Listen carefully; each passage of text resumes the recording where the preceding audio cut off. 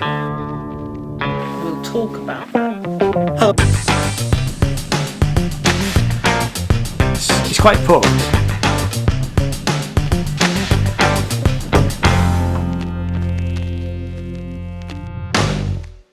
Hello and welcome. My name is Ian. This channel is all about music and art.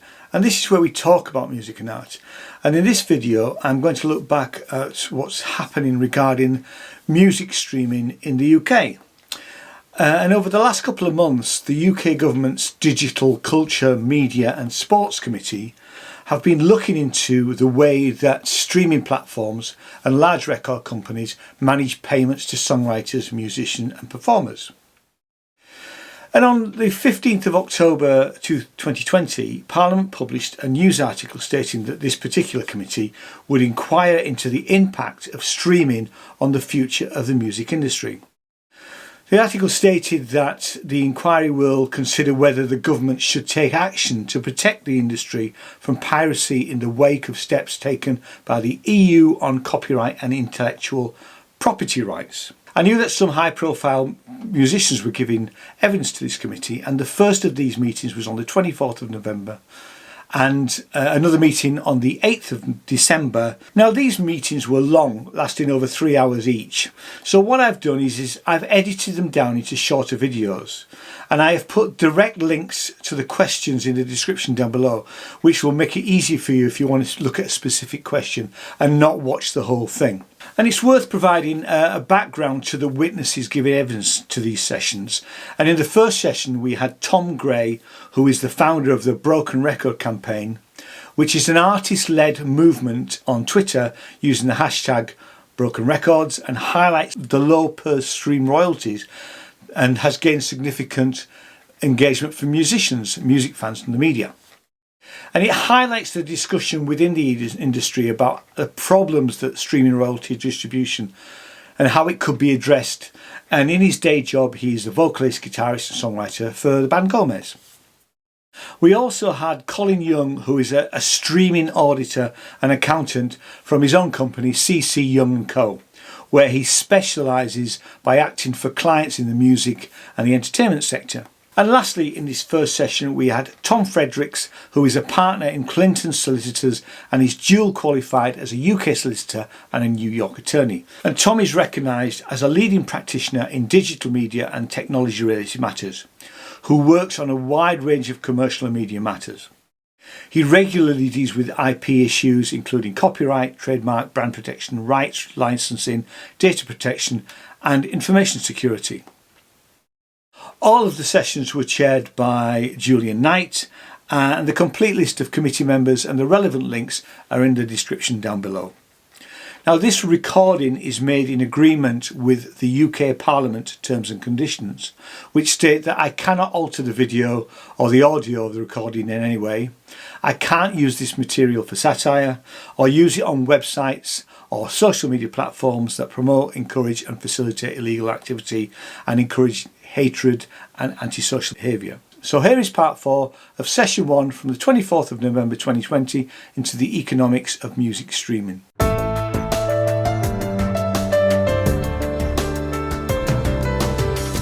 John Nicholson.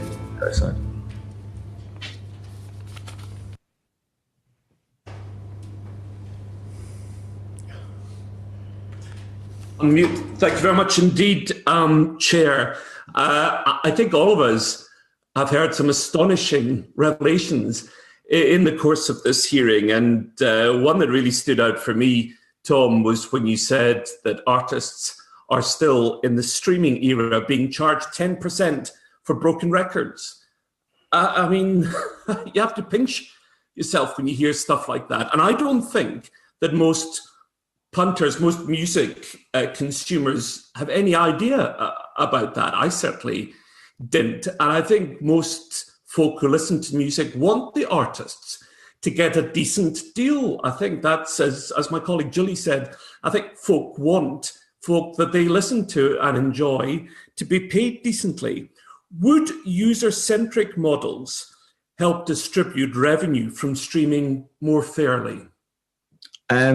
It's I don't think user-centric. I'm a big advocate of user-centric, so cards on the table. But I don't. Explain what it. I mean, I've used the jargon. Okay. Sure. Because, Yeah. because I spoke to you yesterday, and you told me some of these issues, and you gave me a briefing, and you told me about this. So can you explain for the rest of us what that model is? So the present scheme is total revenue split up by total streams, and that's how you get your per stream rate.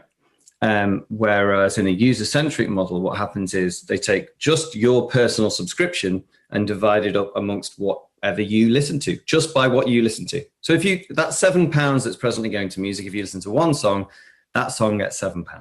If you listen to 200 songs, then obviously the value is higher. And then it penalizes huge listening to a certain extent, obviously up to around, I don't know what the rate is at the moment, about 0.003. So it's something like 1,500 plays per month. Anything over that gets penalized by a user-centric system at the moment.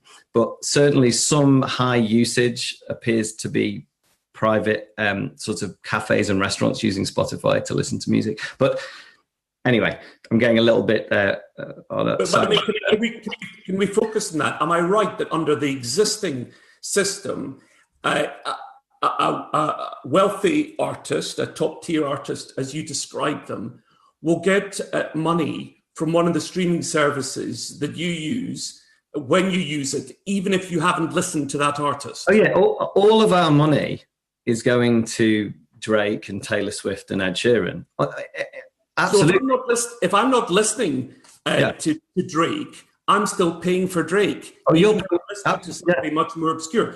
But if I want, for example, or any of us want to encourage maybe a niche artist, an obscure artist, or a young artist just starting out, it would surely be much fairer if I knew that by listening to them, that artist was going to get the money. 100%. I mean, that's why I'm a fan of user-centric. I think it does a couple of core things. I think it funds niche music, jazz and classical, we know do better. It funds regional music, which I think is obviously something a bit close to your heart. And I think that, although, of course, I would call it national music. Sorry, of course, national music. And then another thing that it does is it helps artists who have developed a fan base. So because if you've got sort of subscriber listeners who are coming back to you all the time, that will pay out better than just a sort of whimsical one listen which pays something else. So it can help evergreen artists a bit more too. So, but the thing is, what I do want to say to you is, do I think that can government make an intervention to bring about user-centric? I don't really think that you can, because I think that... Why not? Because that is at the core of the contracts between the DSPs and the labels. That is the mode of distribution that is at the center of a private contract between two organizations. Why couldn't this committee recommend that the system is changed? Well, I don't want to stand in the way of any of your.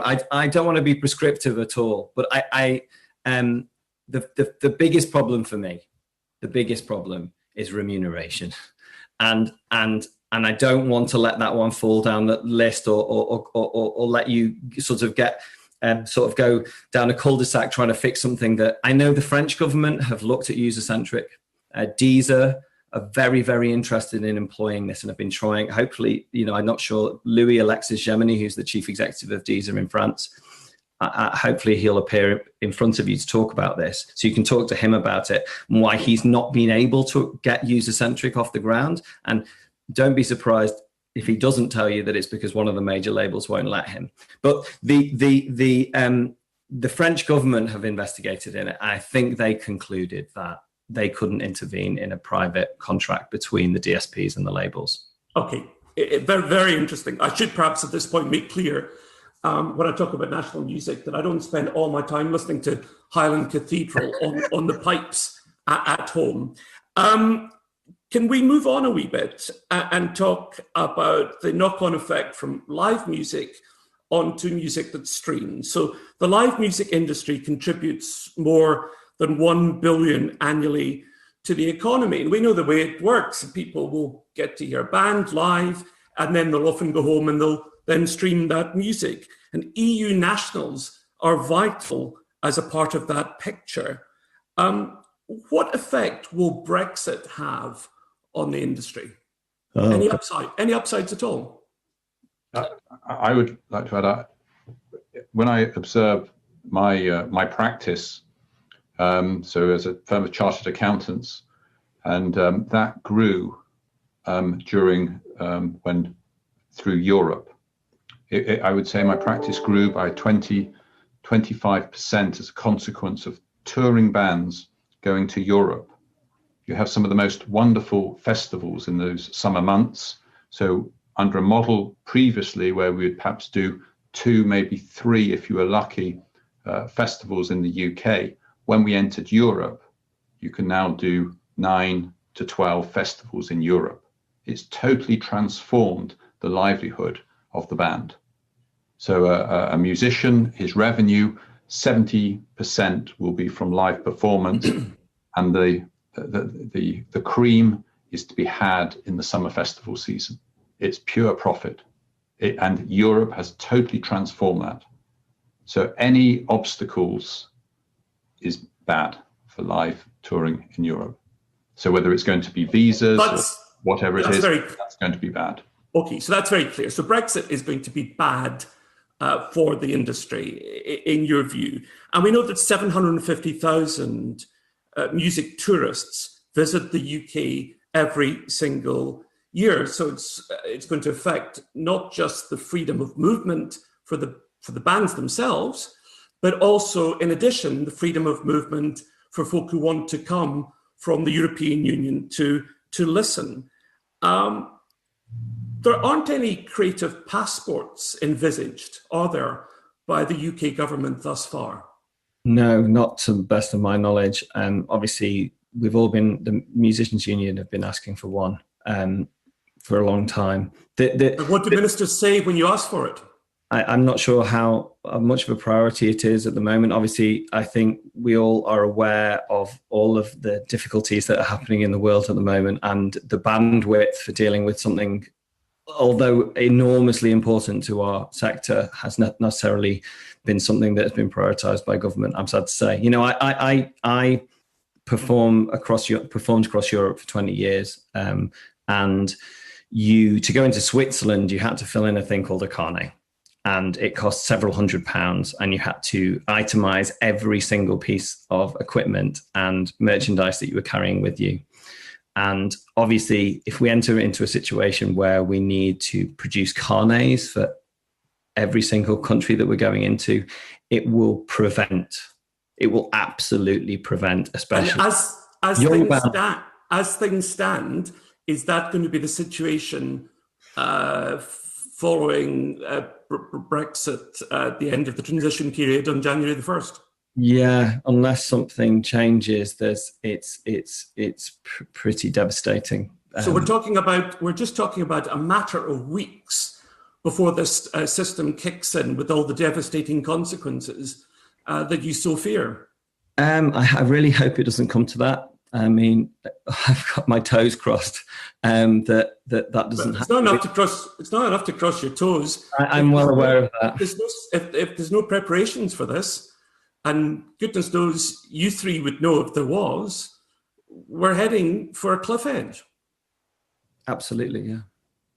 The government has said it will leave the Creative Europe scheme, and you'll lose out, won't you, on the benefits of the EU Copyright Directive, because it won't automatically come into UK law. Can you explain what effect that will have on your industry?